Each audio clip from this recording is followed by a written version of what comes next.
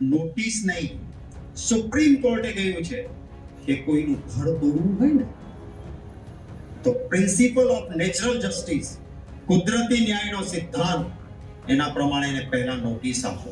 મોટા ટોળાને ધાડા ઉતારાવીને બુલડોઝર લાવીને આવ્યું દાદાનું બુલડોઝર. શું આ બુલડોઝર છે દાદાનું?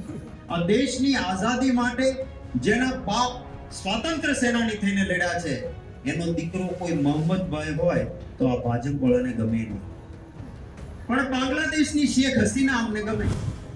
ગુજરાતની સ્થાનિક સ્વરાજ્યની ચૂંટણીઓને લઈને આવતીકાલે મતદાન થવાનું છે, ત્યારે ગઈકાલે પ્રચારનો જે અંતિમ તબક્કો હતો એ દરમિયાન કોડીનારમાં નગરપાલિકાની ચૂંટણીને લઈને અને પ્રચાર ચાલતો હતો કોડીનારમાં, ત્યારે કોંગ્રેસના પ્રદેશ અધ્યક્ષ શક્તિસિંહ ગોહિલે ભારતીય જનતા પાર્ટી ઉપર જબરદસ્ત પ્રહારો કર્યા હતા. સાંભળ્યું તેમણે શું કહ્યું. મહેશભાઈને કે રમેશભાઈને મામાને તમે જેલમાં નાખશો એને તમારી સત્તા સલામત રહેશે માનતા હો તો ભૂલ ખાવ છો. જેલમાં નાખવાથી નહોતી કંસની સત્તા સલામત રહી, નહોતી અંગ્રેજોની સત્તા સલામત રહી, તો આ ભાજપ વાળાની કોઈને જેલમાં નાખવાથી સત્તા સલામત નહીં રહે એવું દાવા સાથે કહેવા માંગુ. મને વિશ્વાસ છે મારા ગુજરાતના મારા વહાલા મતદાતાઓ અને મારા પ્યારા ગુજરાતીઓ, મહાત્મા ગાંધીજીની આ જન્મભૂમિ છે, સરદાર વલ્લભભાઈ પટેલની આ જન્મભૂમિ છે. આ જન્મભૂમિ ક્રાંતિ પેદા કરનારી જન્મભૂમિ છે, આપણા પૂર્વજોની. અને એટલા માટે અત્યાચાર જ્યારે અતિ થયો છે ત્યારે સત્તા પરિવર્તન કે ભાજપને ઘર ભેગું કરવાનું કામ હું કરીશ કે મારી પાર્ટી કરશે એવો અહંકાર નથી કરતો, પણ વિશ્વાસ છે મને મારા સુજ્ઞ ગુજરાતીઓનો કે એ જ આમને પાઠ ભણાવશે અને એમને ઘેર ભેગા કરશે. આપણે સત્તાનું કામ શું છે? સત્તા એ મેવા ખાવા માટે નથી, સત્તા તો સેવાની સાધના માટે છે. એક ગરીબના ઝૂંપડામાં મારી કોઈ વિધવા માને તકલીફ પડે તો સત્તાની મોટી ખુરશી પર બેઠેલા માણસની આંખમાં આંસુ આવવું જોઈએ, આવી સંવેદનશીલતા હોવી જોઈએ. આજે તો બુલડોઝર મોકલે કોને દે? જેણે પરસેવો પાડીને એક નાનો આશરો બનાવ્યો છે, એક માથા પર છત બનાવ્યો છે, અને એને બનાવ્યું હોય ત્યારે પાછું ચૂંટણી નજીક આવતી હોય એટલે ભાજપ વાળાએ કીધું હોય બનાવી નાખો ને તમ તારે સરકારી બનાવી નાખો, કોઈ નામ નહીં લે, મત કમળને આપજો. મેં પહેલા ઈંટ પથ્થર ભેગું કરીને બિચારા આશરો બનાવ્યો.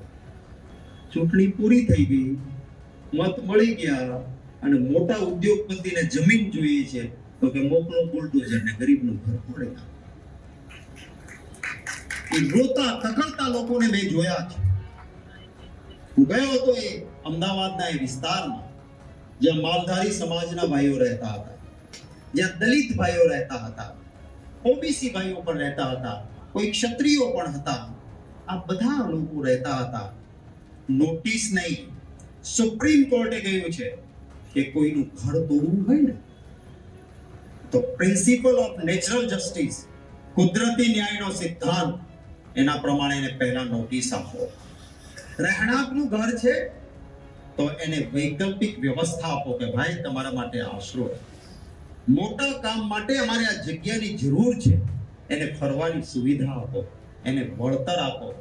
એ માણસ હસતા હસતા આમ જનતા માટે પોતાનું ઘર ફેરવીને બીજે જશે. પણ કોઈ જાતના નિયમોનું પાલન કર્યા વગર મોટા ટોળાને ધાડા ઉતારાવીને બુલડોઝર લાવીને આવ્યું દાદાનું બુલડોઝર. શું આ બુલડોઝર છે દાદાનું? તમે કોઈ દાદાગીરી કરવા માટેના દાદા નથી. તમારું કામ છે જનતાના દુઃખ દર્દમાં ભાગીદાર થવાનું, દર્દ આપવાનું કામ નથી. સરકારનું કામ છે મલમ લગાડવાનું. આ સરકારનું કામ છે. શું ચાલી રહ્યું છે આ દેશની? ભારતીય જનતા પાર્ટી એની વિદેશ નીતિ કેવી થઈ તમે યાદ કરશો. બાબા સાહેબ આંબેડકરના પ્રતિમાને હું ફુલહાર કરીને આવ્યો. એ બાબા સાહેબ આંબેડકરની અધ્યક્ષતામાં બંધારણ બન્યું ત્યારે બંધારણ સભાએ નક્કી કરેલું કે આપણો દેશ એ વિદેશ નીતિમાં ક્યાંય દખલ નહીં કરે, બીજા દેશના રાજકારણમાં આપણો દેશ દખલ નહીં કરે. તમે યાદ જુઓ તો ખરા, બાંગ્લાદેશમાં વિદ્રોહ થયો, ત્યાં શેખ હસીના સામે જનતાનો વિદ્રોહ ફૂટ્યો, એને ત્યાંથી ભાગવું પડે એવી સ્થિતિ થઈ. દિલ્હીમાં ભાજપની સરકાર, આપણા દેશમાં અહીંયા મુસ્લિમ બિરાદર રહેતા હોય ને, એના પિતાજી સ્વાતંત્ર્ય સેનાની હોય, આ દેશની આઝાદી માટે જેના બાપ સ્વાતંત્ર્ય સેનાની થઈને લડ્યા છે, એનો દીકરો કોઈ મોહમ્મદભાઈ હોય તો આ ભાજપ વાળાને ગમે નહીં. પણ બાંગ્લાદેશની શેખ હસીના અમને ગમે. આ દેશનો દેશભક્ત મોહમ્મદભાઈને પસંદ નથી, પણ બાંગ્લાદેશના લોકોએ વિદ્રોહ કરીને જેને બહાર તગડી મૂકી, કોઈ દેશ એને સંગ્રહવા તૈયાર નહોતું, તો કે શેખ હસીના આવો, અમે અહીંયા રાખશું. આ ભાજપની નીતિ. પરિણામ શું થયું તમે વિચાર કરો. દીર્ઘ દ્રષ્ટિ વગરના નિર્ણયથી બાંગ્લાદેશના લોકોને લાગ્યું કે અમારે ત્યાં જેને ભ્રષ્ટાચાર કર્યો છે, શેખ હસીનાને અમે ભગાડી, એને આશરો ભારતે આપ્યો. ત્યાંના લોકોનો વિદ્રોહ ફાટી નીકળ્યો. બાંગ્લાદેશમાં હિન્દુના મંદિર તૂટે છે, મારા હિન્દુઓ ઉપર હુમલા થાય છે. મેં પાર્લામેન્ટમાં કહ્યું કે તમે તો કહેતા હતા ને 56 ઇંચ કા સીના, જાઓ બાંગ્લાદેશ, બચાવો મારા હિન્દુઓના મંદિરને, બચાવો મારા હિન્દુઓને. કેમ જાતા નથી બધા? લાલ આંખ કર દૂંગા, કરું ને, એક સર કે સામને 10 સર લેકે આऊंगा. કેટલાય ત્યાં વધેરાય ગયેલા હોય ને. ચાઇનાની સરહદ ઉપર 20 ભારતીય જવાનોના ચાઇનાએ માથા વાટી નાખ્યા. 10 મુજબ 200 લાવવા જોઈએ, એકનો વાળે વાંકો કર્યો નહીં. આ ભારતીય જનતા પાર્ટી છે. શું કાંઈ લેવા દેવા હતી? અમેરિકાની ચૂંટણી ચાલે, આપણું બંધારણ એમ કહે કે બીજાના રાજકારણમાં દેશમાં આપણે ભાગ નહીં લેવાનો. અમેરિકામાં જઈને ચાલુ ચૂંટણી આપણા વડાપ્રધાન કહીને આવ્યા, મેં 3 અબકી બાર ટ્રમ્પ સરકાર. જો આવ્યો ટ્રમ્પ ત્યાં. આપણા ભારતીયોને પહેલી વાર હાથકડીઓને પગમાં જંજીર બાંધીને મિલિટરીના પ્લેનમાં આવીને કોઈ જનાવરને ફેંકે એમ ફેંકીને ગયો.